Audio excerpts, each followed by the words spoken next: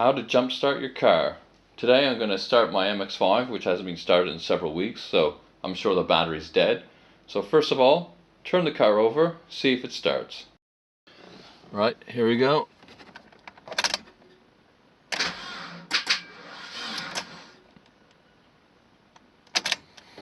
Now the car isn't started, so you're going to need your second car with the good battery and park it as close as you can to the good car.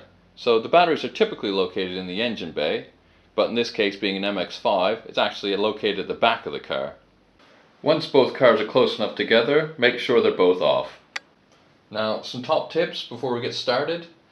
Make sure you take the keys with you on the car that hasn't started, just in case when you get some power to it, the central locking doesn't click in and lock the car.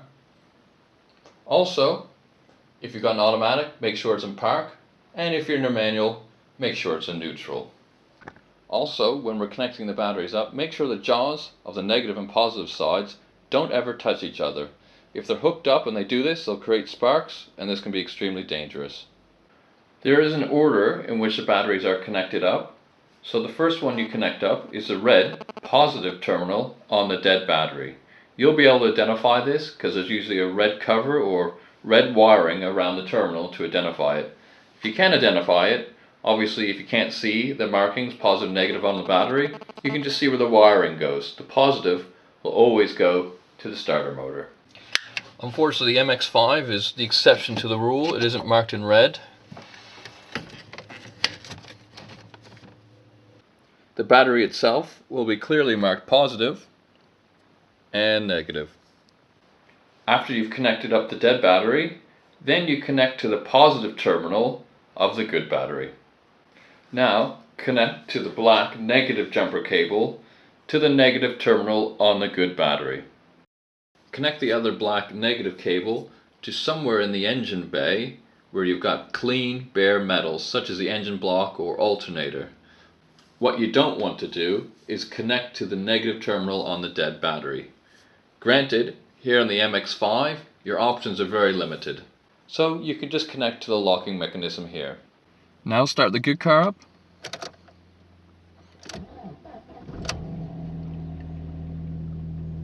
And just let it run for a few minutes. This will help charge the dead battery. Now you can go back to the car that doesn't start and see if it will start up. Now if it doesn't start, you may want to go back to the car that's running and give it a few revs just to charge up the battery a bit more. Or if you've got a companion, they can sit in the car, just give it a few revs, go back to the car that doesn't start, and then try again. So here we go.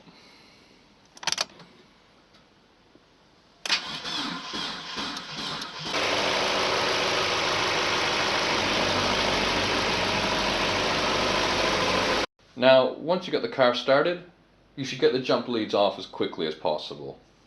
Now, the order to take them off is the reverse of how you put them on. So you take off the negative first on the car that didn't start, then the negative of the car that's running, and then you take off the positives.